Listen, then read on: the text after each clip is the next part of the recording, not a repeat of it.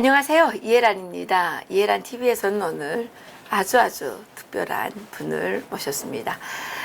현재는 그 미국의 북한인권위원회 사무총장을 지내시면서 현재는 한국외국어대학교의 개건 교수신가요? 네. 예, 잠깐 강의를 하러 나오신 그레그 스칼라튜 우리 그 사무총장님을 모셨습니다. 안녕하십니까? 안녕하십니까, 여러분. 예. 네, 반갑습니다. 네, 반갑습니다. 이 북한인권위원회는 이게 언제 만들어진 건가요? 네, 북한인권위원회는 17년 전에 2001년도에 설립된 단체입니다. 아, 그렇군요. 그 여기서는 주로 어떤 그 활동을 하시나요? 네, 이 단체를 설립한 분들이 그 당시에 있어서 2001년도에 군사 안보 정치 이슈에 관한 연구 자료가 있었는데요. 북한 인권 실태에 관한 연구 자료가 너무나 부족했기 때문에 이 단체를 설립한 겁니다. 그래서 저희들은 주로 북한의 인권 상황을 조사하여 책과 보고서를 발간하고 보고하고 그리고 또한 UN 기관들이나 미 의회나 다른 나라 정부들하고 가까운 협조를 하면서 북한 인권 이슈를 집중적으로 조사하고 변호 활동도 하고 그렇습니다. 아, 그렇군요. 그러니까 주로 이제 연구 사업에 이제 좀 연구 조사. 이념은 원래 연구 조사인데요. 하지만 저희들의 목표는 북한 인권 실태에 대해서 보고하는 것이기 때문에 어느 정도로는 변호 활동도 하고 변호. 어쩔 수 없이 그러한 요소도 포함되어 있습니다. 그렇군요. 제가 오늘 우리 청장님을 모신 중요한 이유 중에 하나가 청장님의 이 백그라운드가 좀 특이하셔서 더욱더 보시려고 했습니다. 그 루마니아 출신이라고 들었는데요. 네, 지금 미국 시민권자인데요. 원래 냉전 시대 때 북한과 상황이 너무나 비슷하던 로마니아에서 태어났습니다. 이북에서 로마니아라 하죠. 예, 로마니아죠. 그 나라 발음 그대로 하니까 로마니아는 로마니아고 흐르바츠카는 흐르바츠카고 여기는 크로아티아라고 하는데요. 그러니까 부쿠레슈티죠. 네. 부쿠레슈티가 거기 수도지요.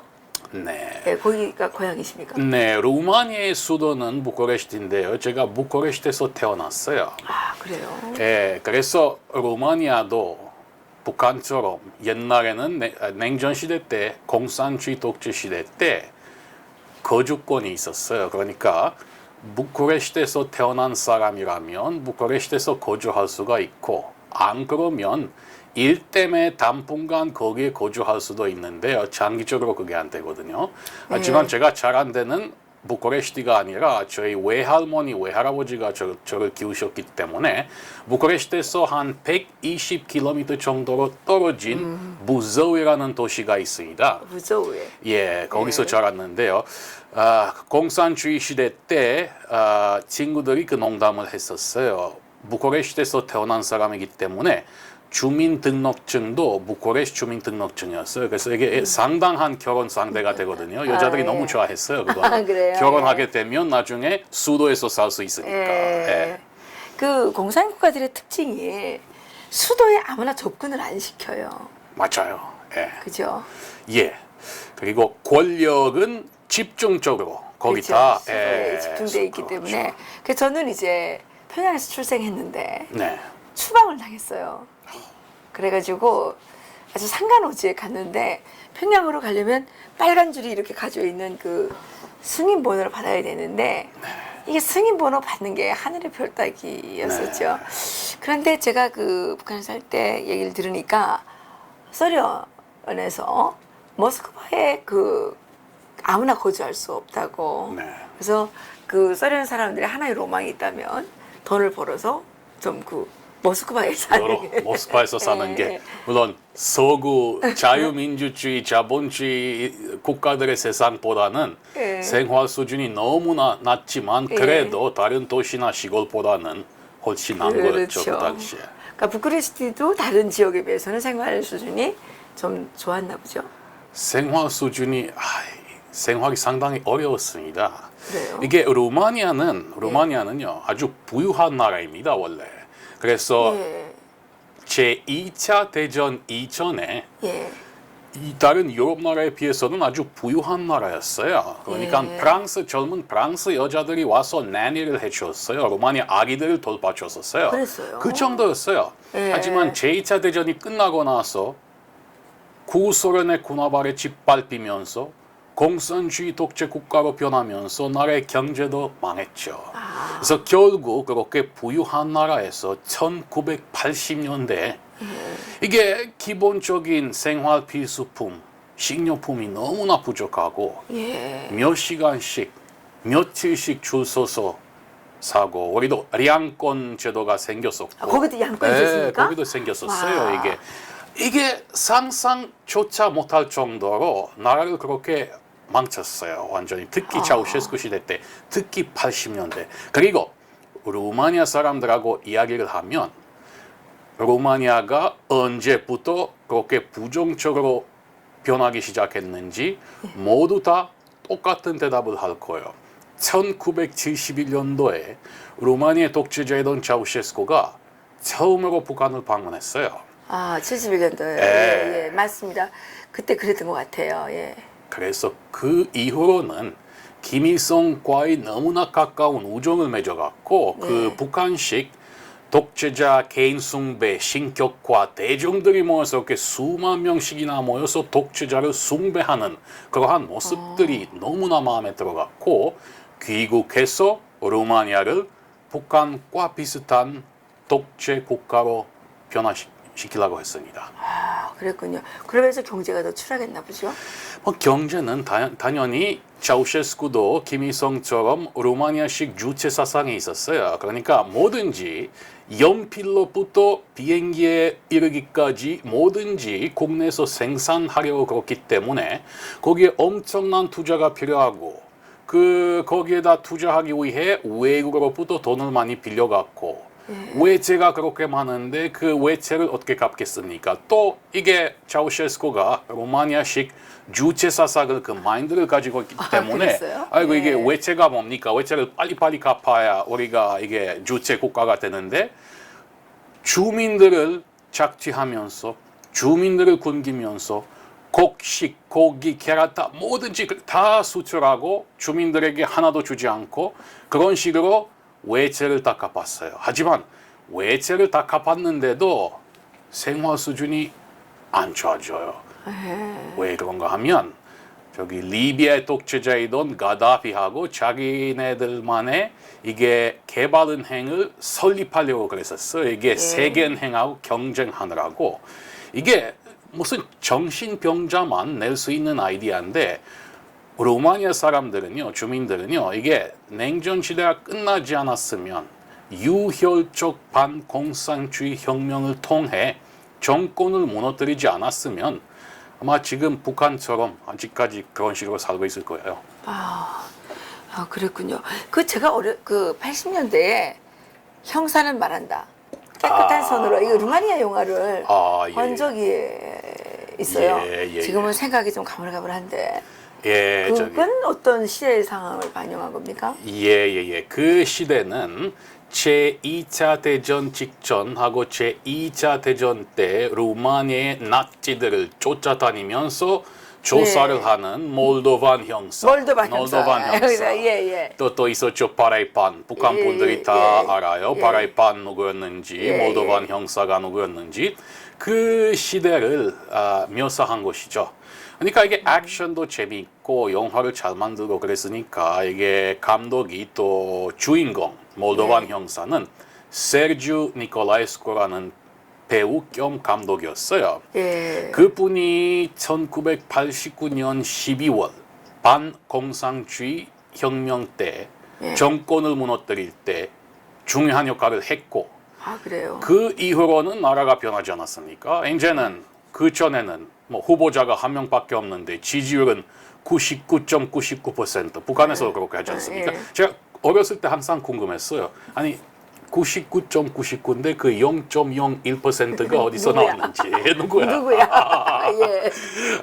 그래서 하여튼 이제는 자유 투표를 하니까 선거해갖고 이분이 뽑혔어요. 저기 저기 루마니아 국회, 루마니아 의회. 예. 그러니까 저기 루마니아 의원으로 뽑혀갖고 아주 오랫동안 했어요. 세상을 떠날 때까지 했어요, 이분이. 그래서 이제는 계속 영화도 찍고 영화도 만들고 정치 생활도 하고 그랬습니다. 그럼 지금 루마니아가 다당제 국가입니까?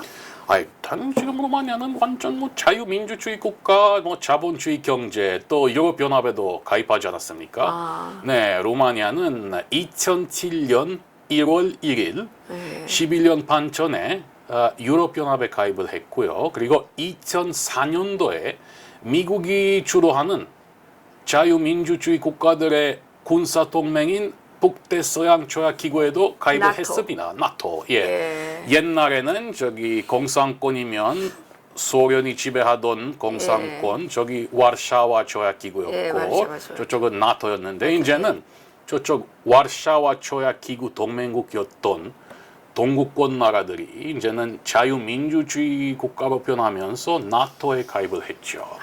예. 그 총장님, 진짜 궁금한 게 하나 있는데요. 네. 그러면 루마니아에서는 그 혁명이 어떻게 가능하게 됐을까요? 네, 루마니아도 70년대 그리고 특히 80년대 북한과 너무나 비슷하던 독재 국가였고, 그러니까요. 이게 감시 통제가 예. 상당히 심각했습니다. 물론 예. 비교를 해보면 인구를 비교해보면 비슷했거든요. 지금 현재 북한의 인구는 약 2,500만 명 정도 되지 않습니까? 예. 루마니아의 인구는 그 당시에 2,300만 명이었어요. 거의 비슷하죠. 예. 그리고 이게 루마니아에 너무나 악명 높았던 비밀 경찰이 있었죠. 예. 그래서 거기 보위원들이 약 14,000명 정도 됐었는데요. 북한을 보면 다 합쳐서 한 27만여 명 정도 되거든요.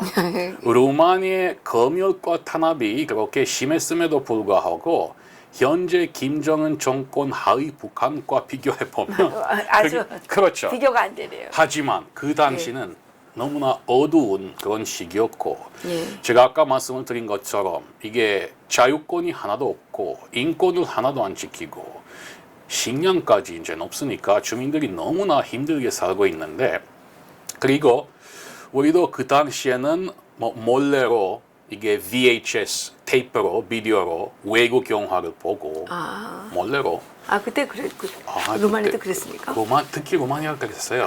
다른 동유럽 독재 국가들이 이렇게 탄압이 심했는데 그래도 루마니아보다는 이게 서양 영화도 많이 보여주고, 루마니아에서는 이게 외채를 빨리 갚으려고 그러니까 수입을 다 차단시켰어요. 그러니까 영화까지 문화재까지 이제는 생산재는 이게 소비재는 물론 당연히고, 그리고 이제는 또 소비재뿐만 아니라 자본재까지 이제 차단했기 때문에 뭐 경제가 완전히 망했고, 그래서 이게 엄청 많이 쌓였었습니다. 루마니아 사람들은 또 이거 외국 라디오도 많이 듣고, 아마 루마니아 주민들 중에 한 70% 정도 미국의 목소리나 자유 유럽 방송과 같은 방송들을 듣고 있었습니다.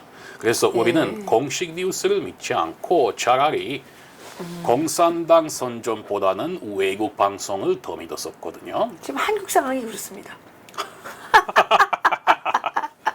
아이고 그 정도는. 북한이 아니라 한국이 그래요. 아이고 설마 그 정도는. 아니 MBC 공영방송이잖아요. 시청률이 2%가 안 돼요. 1점 몇 프로예요. 그 정도예요? 예. KBS도 지금 시청률이 계속 내려. 사람들이 이제 KBS, MBC 이런 그 공영 방송을 아예 듣지를 않아요. 이게 지금 루마니아 상황하고 비슷한데요. 루마니아 상황은 그때 북한 상황하고 훨씬 더 비슷했어요. 저기 이게 방송이 하나밖에 없었어요.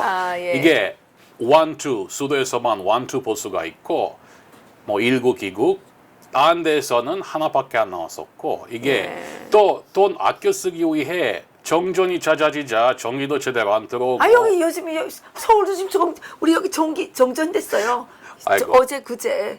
이게 날씨가 너무 더워서 그런 거 아니에요? 아니 여기 정전됐어요. 아니, 이게 루마니아하고 자꾸 비슷해지고 있네 이거. 예.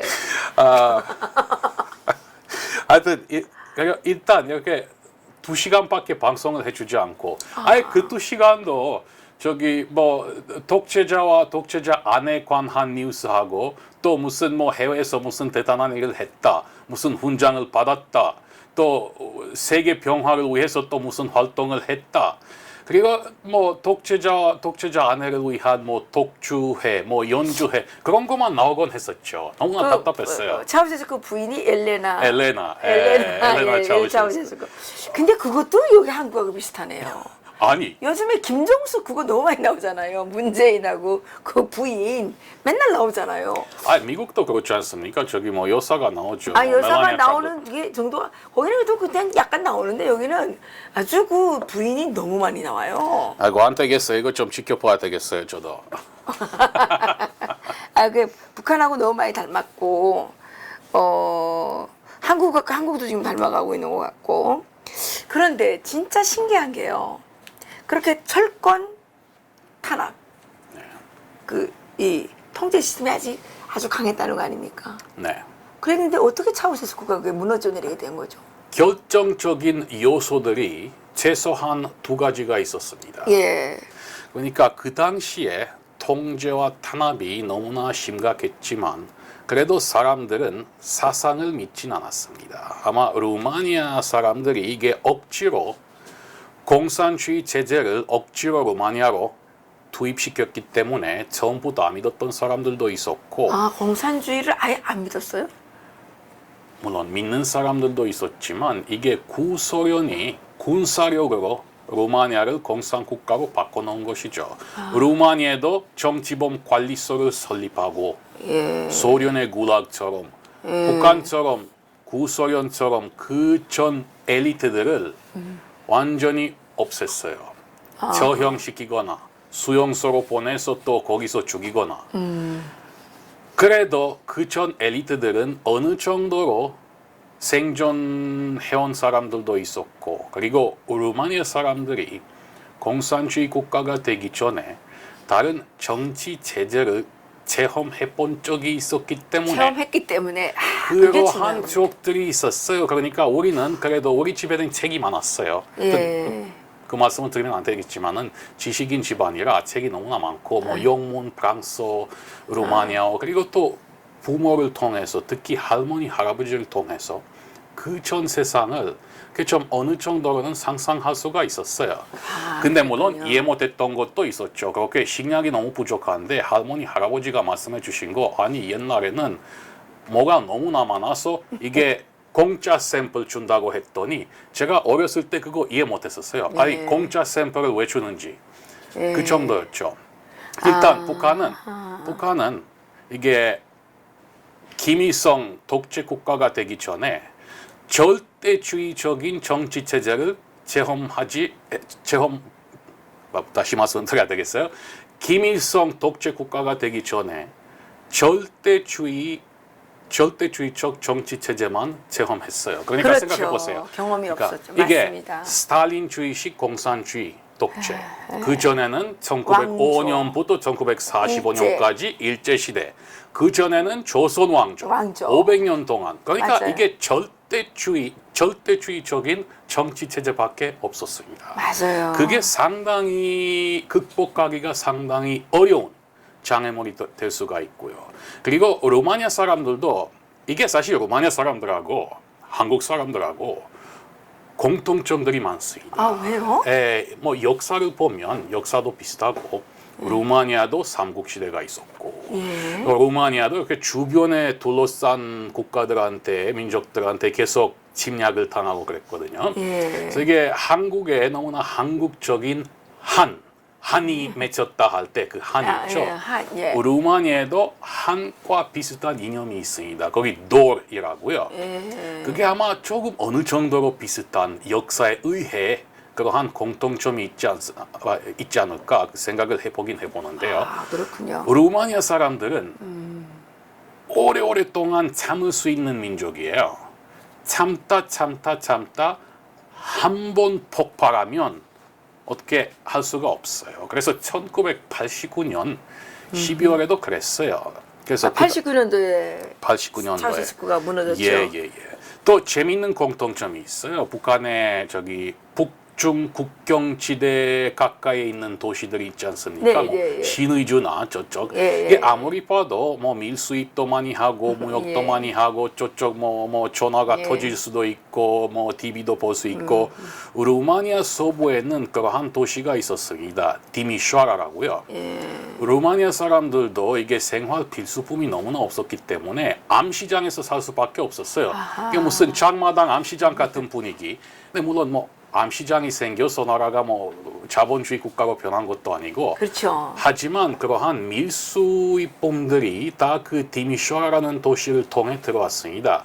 유고슬라비아로부터 들어오고 주로 유고슬라비아로부터 많이 들어왔었어요. 그러니까 외제, 뭐 청바지, 운동화, 주류, 위스키, 담배 이게 대단했죠.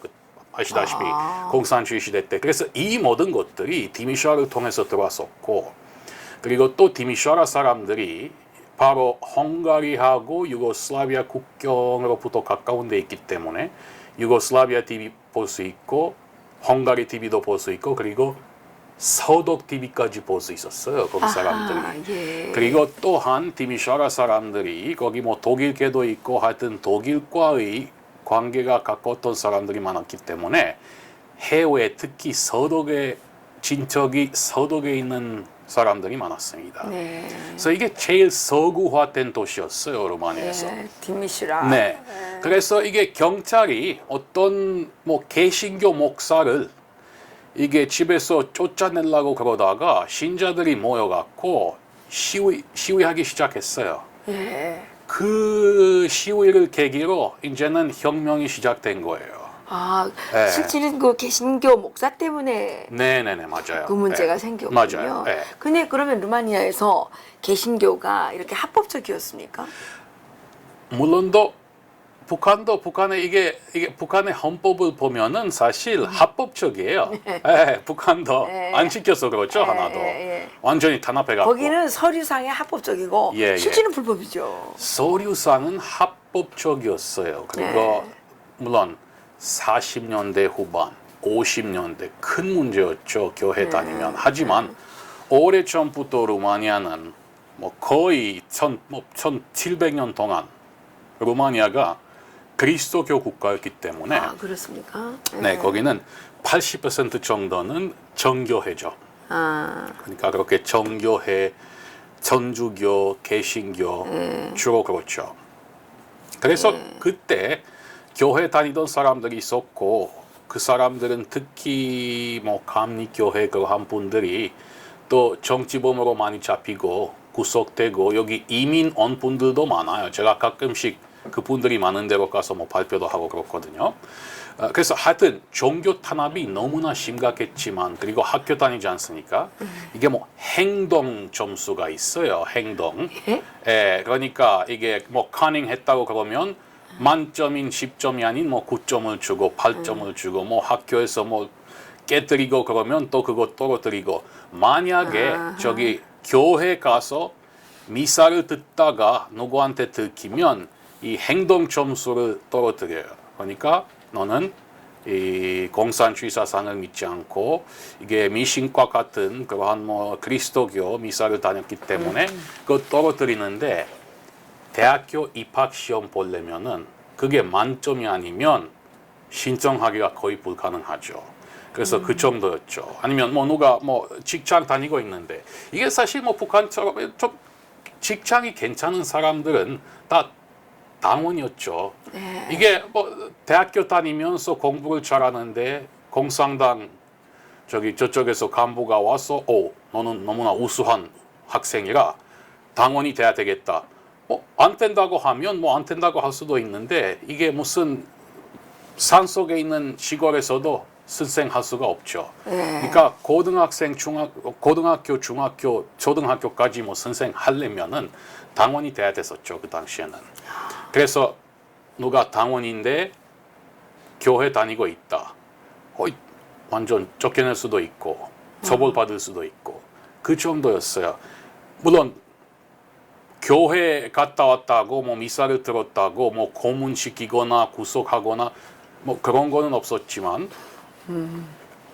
그렇지 않은 경우들도 있었어요. 특히 개신교 천주교에게 억압이 더 심했어요. 비교적으로. 그랬군요. 그런 측면에서는 북한보다는 그 통제가 양호했다고 볼 수가 있겠네요. 그래서 제가 추억들이 아주 생생하거든요. 사실 이게 정권이 무너진 다음에 몇 개월 있다가 차우셰스쿠 정권이 1989년 12월에 무너졌고 이제는 북한과에만 외교 관계가 있었지만 대한민국과의 수교를 하면서 제가 그때 시험을 쳤거든요. 유학하느라고 시험을 쳤는데요. 그때 그 차우셰스쿠가 무너질 때 나이가 어떻게 되셨습니까? 나이까지 물어보시다니 19살이었어요. 그러면 뭐 예. 아주 그 판별이 잘 분별이 잘 될 나이죠. 제가 부코레시 대학교 영어 영문학과 1학년생이었어요. 바로 아주 가까운 데서 아주 직접적으로 목격한 거죠. 그러니까 그때 감정이 어땠습니까? 그때 감정이 물론 차우셰스쿠를 너무나 증오했고 모두 다 이게 사람들이 이제는 겁도 하나도 없고 그거 완전히 벗어났어요. 하지만 정권이 무너졌으니까 어떻게 해야 되는지 그런 순간이 있거든요. 좀 허탈했겠죠. 그러니까 아주 황당하고 그런 것도 좀 있었고 특히 루마니아 사람들이 아까 또 물어보셨으니까 되게 오랫동안 참았거든요. 하지만 이제는 디미쇼아라에서 시위를 하고 있는데 저기 전투 경찰 보내고 전투 경찰이 어떻게 할 수가 없으니까 군인들을 보낸 거예요. 근데 이제는 군인들이 총 쏴서 민간인들을 죽였어요. 물론 이게 공산당 언론이 거기에 대해서 보도하지 않고 이것도 외국 라디오 방송을 통해 들었거든요. 그래서 루마니아 사람들이 거기까지만 참다가 이제는 우리를 무고한 민간인들을 죽이다니 더 이상 참을 수가 없다. 군인들도 거기도 임무 아니겠습니까? 여기 한국처럼 북한처럼 바로 뭐 나의 형제들인데 뭐 며칠 동안 뭐 총을 쏴서 뭐 민간인들 죽일 수도 있겠지만 일주일 넘게 2주 넘게 그게 불가능하거든요. 그래서 루마니아에서도 그러한 현상이 일어났죠. 그래서 차우셰스쿠가 그 당시에 차우셰스쿠 정권은 안정돼 있었나요? 안 좋은 게? 안정. 아이고 그 정권이 무너지기 직전에 2주나 3주 전에 주 루마니아 미국 대사가 이게 국무부로 이게 보고서를 보냈는데요. 차우셰스쿠 정권이 안정하다. 아무렇지도 않는다. 아무렇지도 않다. 그런 보고서가 있었습니다. 이게 알 수가 없어요. 알 수가 없어요. 저기 뭐 아랍범도 봐보세요. 참다가 튀니지에서 어떤 젊은이가 이게 너무 억압을 당하니까 자살하다 그게 크게 터진 거잖아요. 온 지방이 터졌어요. 불에 탔어요. 언제 그런 일이 발생할 수 있는지 알 수 없는 일이에요. 그 당시에 뭐 차우셰스쿠 정권이 뭐 불안하다거나 이런 징후가 전혀 없었다는 얘기 아닙니까? 우리의 입장에서 봤을 때는 꿈도 못 꿨어요. 하여튼 물론 다른 공산주의 국가들이 무너졌다는 거 알고 있었고 이게 개혁과 개방의 바람이 불고 있다는 거는 알고 있었어요. 우리도 이게 고르바초브가 개혁과 개방을 원했는데 차우셰스쿠가 고르바초브를 반대하고 그것이 아니라 우리는 오래전부터 60년대부터 개방과 개혁을 받아들였기 때문에 그렇게 할 필요가 없다. 공산주의 체제를 지켜야 한다. 그냥 고집세고 그랬었거든요. 차우셰스쿠가. 근데 우리도 사실 마지막 순간까지 정권이 그렇게 쉽게 무너질 수 있다는 것을 믿지 못했어요. 상상조차 못했죠. 상상조차 못하셨다. 하지만 그 빨간 선을 넘어갔기 때문에 이제는 사람들이 그냥 두려워하지 않고 그 겁이 없어지고 모두 다 동원돼서 정권을 무너뜨린 거예요. 그 당시에 그 대학생이셨는데 대학생들 분위기는 어땠습니까? 대학생 분위기는 정권이 무너지기 직전까지 북한처럼 이게 자유로이 뭐 토론하고 할 수가 없었거든요. 그래서 뭐 남들 특히 그때 이게 독재자의 과대 이게 하여튼 정신병이 조금 심각해지고 뭐 밀고자들도 너무 많고 이게 광대망상증이죠. 과대망상증이 너무나 심각해지고 그리고 이게 탄압이 워낙 심각해졌기 때문에 모두 다 아주 조심스럽게 행동을 했었거든요. 근데 대학생들이 무슨 얘기 했냐면 저기 하여튼 거기 뭐 청년 모임 하지 않습니까? 예. 그때 말하기 시작했었어요. 학교가 너무 춥다. 이게 히팅이 안 들어와갖고 뭐 전기도 가끔씩 나가고 너무 춥고 그래서 하여튼 불만을 그렇게 좀 자유로이 말하기 시작했었어요. 사실 그때 조금씩 조금씩 89년 말에 근데 물론 우리 지금 길가에 나가서 이게 데모하자 정권을 무너뜨리자 그 정도는 그것까지 아니었어요. 예. 그래서 하여튼 이게 통제와 탄압이 워낙 심각했기 때문에 다른 동유럽 나라들보다는 이게 반체제 인사들도 그렇게 많진 않았고 있긴 있었어요. 하지만 쉽진 않았죠. 예, 그랬군요. 그러면 이 지금 개신교 목사를 이 체포하려고 하면서 이 문제가 발생했다고 했는데 이 사건을 주도한 세력은 어떤 세력들입니까? 이게 바로 루마니아의 비밀 경찰이었죠. 북한처럼 공산당으로부터 명령을 받아갖고 이북에도 이게 조직 지도부가 최고 아니겠습니까? 예. 저쪽에서 명령이 떨어지면 명령이 내려오면 거기 그 사람들 빨리 보내라고 명령 받아갖고 거기 출동한 거죠 경찰이. 하지만 경찰하고 민간인들하고 붙어갖고 싸우기 시작되고 그게 또 커지고 퍼지고. 그러니까 뭐 특정하게 이 시위를 뭐 어떻게 시위라고 해야 될까요? 글쎄요, 뭐 시위로 보시면 돼요. 예, 시위를 주도한 특별한 세력은 없었다 이 말씀. 특별한 세력이 없었어요. 물론 그 이후로는 많은 음모설들이 있었지만 저는 믿진 않거든요. 그러니까 자연 발생적으로 자연 그동안 쌓여 발생적으로. 있던 어떤 한 네. 그리고 불만 뭐 이런 것들이 이제 자기도 모르게 터졌다 이 말씀. 제일 중요한 게 뭐냐면 아까 말씀을 드린 것처럼 이게 비밀 경찰 요원들도 많고 밀거자들도 많고 계속 뭐 통제를 받고 있기 때문에 어떻게 할 수가 없다. 그래서 사실 이게 한 번 터지면 정권이 모두 다 통제할 수도 없고 모두 다 컨트롤할 그렇죠. 수도 없고 그렇거든요. 그렇죠. 그 심리적인 선만 넘어가게 되면 이게 끝이 없는 거예요. 그래서 루마니아 사람들도 그때 그랬어요.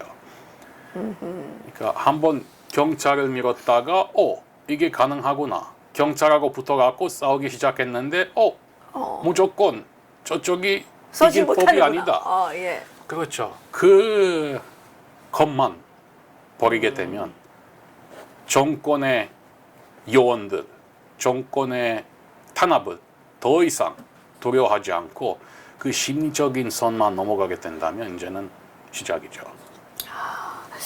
그 지금 얘기를 들어보면 루마니아가 상당히 통제, 탄압 그리고 비밀 경찰 또 공권력이 아주 그 심한 어떤 강한 그런 나라였었는데도 이렇게 그 어떤 특별한 주도 세력도 없이 이제 그 차우셰스쿠 정권이 무너졌다는 건데요. 무너지는 그 장면을 한번 어떻게 좀. 네, 일단 차우셰스쿠가 예. 차우셰스쿠도 많이 고립되었었거든요. 그때요. 독재자가 이게 과대망상증에 걸려갖고 또 심한 당뇨가 있었거든요. 그래서 나중에 그때 뭐 고위관리 뭐 외교관 하던 분들한테 얘기 들었지만 이게 루마니아 정보국이 보고서를 두 가지 공급했었어요. 독재자한테. 하나는 국내 상황, 하나는 해외 상황. 그래서 이게 뭐 해외 상황은 벌써 안 좋은데 차우셰스쿠 입장에서 봤을 때 이게 뭐 체스코슬로벤스크, 체코슬로바키아, 뭐 마자르, 헝가리, 폴스카, 폴란드 모두 다 지금 공산주의 체제를 벌이고 있는데, 그래서 벌써 안 좋은데다가 이게 국내 소식도 너무나 안 좋았었거든요. 근데 부인이 일부러 그거 막아버렸어요. 좋은 소식만 전달해 달라. 그래서 상황이 얼마나 심각했는지 아마 파악을 하지 못했을 거예요. 그래서 안정하다고 생각해갖고 이란을 갔다 왔어요. 이란. 예, 그게 마지막 해외 방문이었어요. 이란 갔다 오면서 이제는 부인이 엘레나가 주도권을 잡고 있는데 디미슈아라에서 수십만 명을 죽여갖고 시신들을 수도로, 몰래로 수도로, 한밤 도중에 수도로 운반해갖고 다 태워버려갖고 하수구에다 버렸어요. 몇십만 명. 그 비밀 경찰들이. 그 비밀 경찰들이. 그래서 이제는 차우셰스쿠가 귀국해갖고 주변 사람들이 상담을 해준 거예요. 대통령 각하 1968년도처럼 차우셰스쿠가 젊었을 때 소련이 체코슬로바키아를 침략하지 않았습니까? 프라하의 봄 때. 예, 프라하. 그때 차우셰스쿠가 65년도에 루마니아 지도자가 되었는데요. 이게 공산당 서기장이 되었는데요.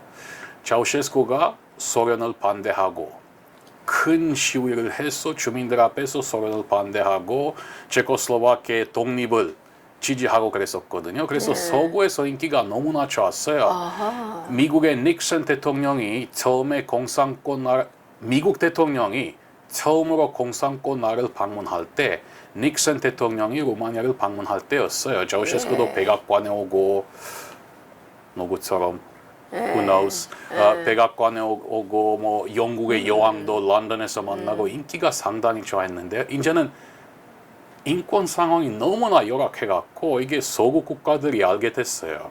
그렇게 사악한 독재자를 뭐 하여튼 긍정적으로 보고 본심을 알게 칭찬하고 본심을 알게 됐어요.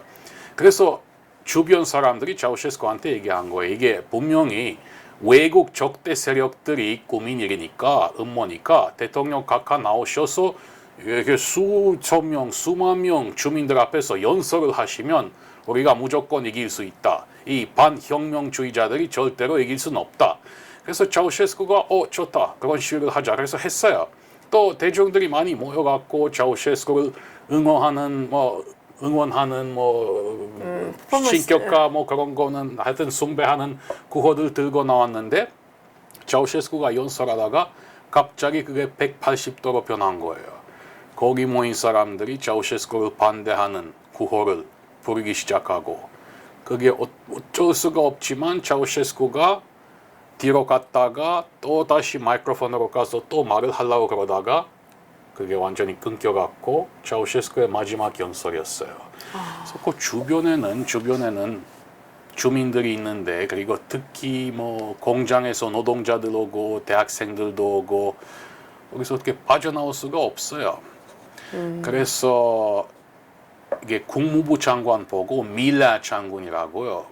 그 사람이 벌써 디미슈아라에서 그 명령을 내려갖고 그 장군이 벌써 주민들을 무고한 주민들을 민간인들을 몇십 명 죽였었어요. 그래서 이제는 장갑 부대 불러갖고 다 모두 없애라 그 명령을 했는데 이게 국방부 장관이 그날 밤에 자살을 했어요. 뭐 자살을 했다고 했지만 암살을 당한 것인지 자살을 한 것인지 아직까지 확실히 할 수가 없지만은 이제는 국방부 장관이 죽었고 넘버 2 이게 국방부 장관이 된 건데 똑같은 명령을 받았어요. 이게 장갑 부대를 출동시켜 갖고 모두 다 없애라. 10,000명이면 10,000명, 10만 명이면 10만 명. 하지만 그 사람이 스탄쿠레스쿠 장군이라고요. 저기 군인들 보고 부대로 돌아가라고 명령을 했어요. 그러니까 그거 쿠데타로 볼 수가 있어요. 근데 그게 이미 무슨 음모가 있어서 그런 것도 아니고 제가 그렇게 보거든요. 그 스탄쿠레스쿠 장군도 나중에 얘기했어요. 나는 모두 다 한 몇 분 만에 모두 다 죽일 수가 있었는데 다들 한 명이면 친척들 뭐 5명, 10명 있고 친구들 10명, 20명 있고 이게 끝이 없었을 거예요. 그래서 그러한 대학살을 절대로 할 수가 없었기 때문에 이제는 군인들이 독재자를 더 이상 지지하지 않고 독재자가 이제는 헬기 타고 도망쳤어요. 헬기 타고 도망치다가 헬기 조종사 이게 헬기 착륙시키라는 명령을 받아갖고 착륙시키고 차우셰스쿠와 부인이 경호원 한 명밖에 안 남았는데 이제 이거 히치하이킹 하는 거죠. 그래서 차 한 대가 서가지고 태워주고 하여튼 같이 갔는데요. 결국 군인들한테 체포를 당한 거예요.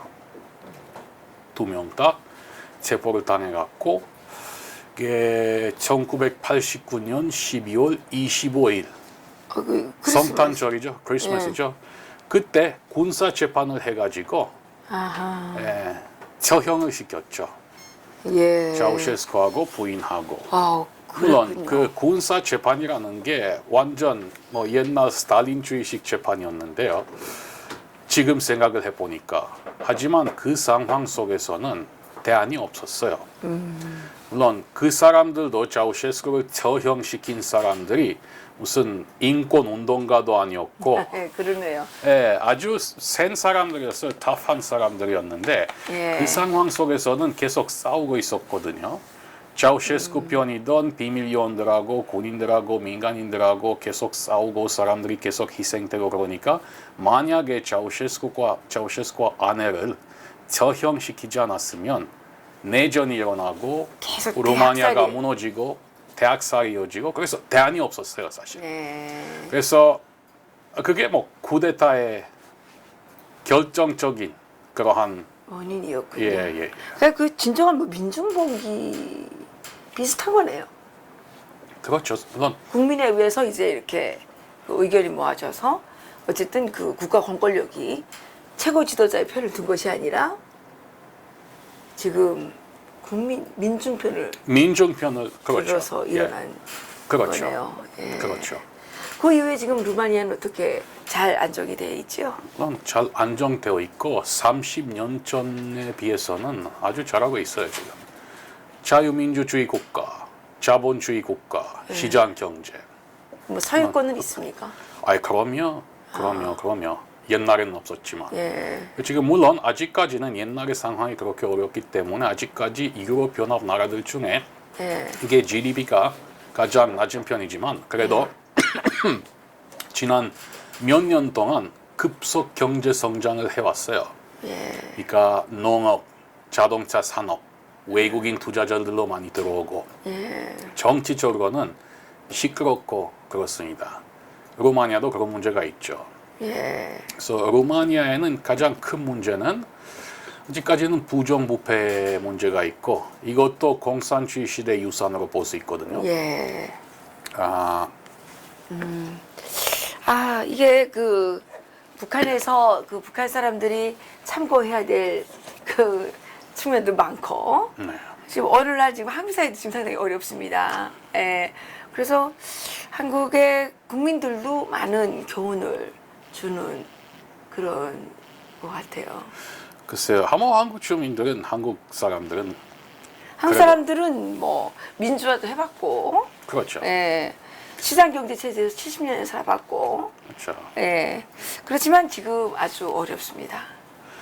심정적으로 어렵고 지금 어떤 측면에서는 사회주의 어떤 그 체제를 이렇게 도입하려는 세력들이 아주 강해져서 지금 자본주의 시장경제 체제를 지지하고자 하는 세력들에게는 아주 위기의 그 어떤 계절이라고 할 수가 있겠죠.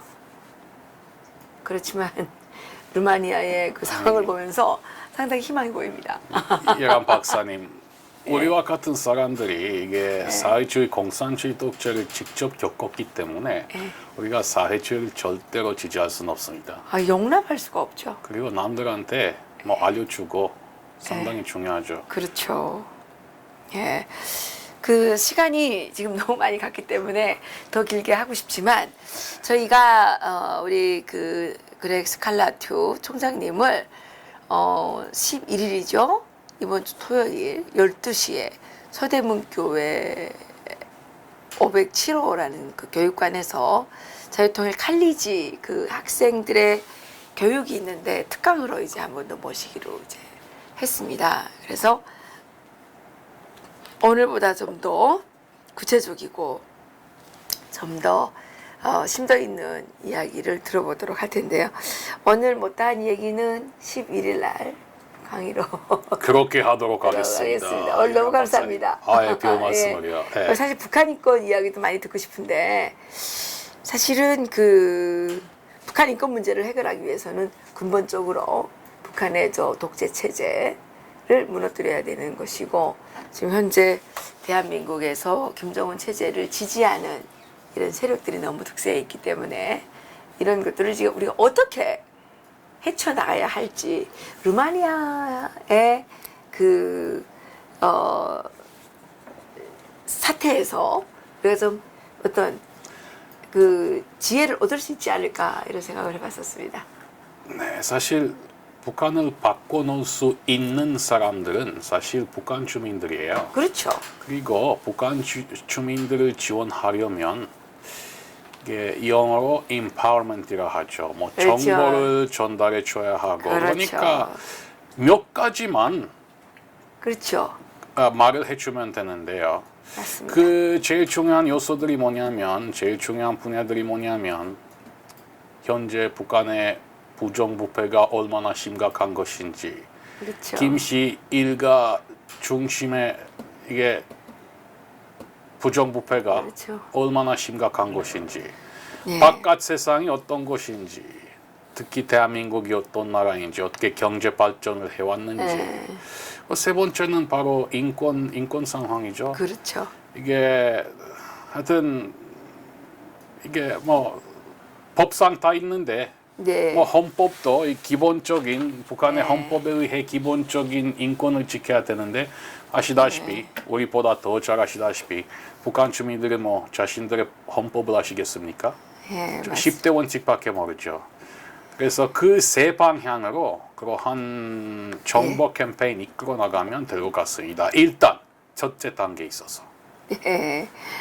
지금 북한 인권위원회 사무총장으로 계시면서 북한의 인권 문제를 그 해결하기 위해서 많은 노력을 그 하고 계십니다.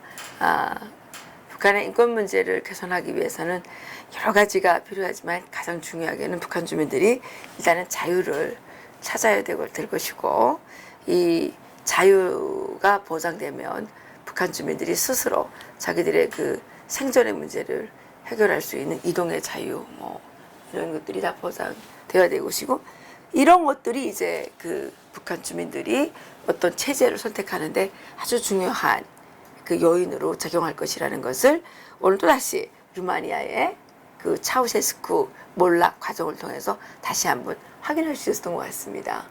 예. 그래서 그것을 알기 때문에 김정은이가 최근에 다시 그 배급 제도를 부활시키려고 지금 온갖 애를 다 쓰고 있는데 여기에 한국 정부가 지금 자꾸만 그 김정은을 도우려고 시도하고 있는 것이 저희들이 안타까운 일이거든요. 예. 그래서 그 다음 그 11일 날 특강 시간에는 북한의 인권 문제와 또 루마니아의 이런 어떤 그 경험 이런 것들을 좀 더 구체적으로 우리 학생들에게 강의해 주시기를 바라겠습니다. 기대가 됩니다. 예. 오늘 수고 많으셨습니다. 고맙습니다.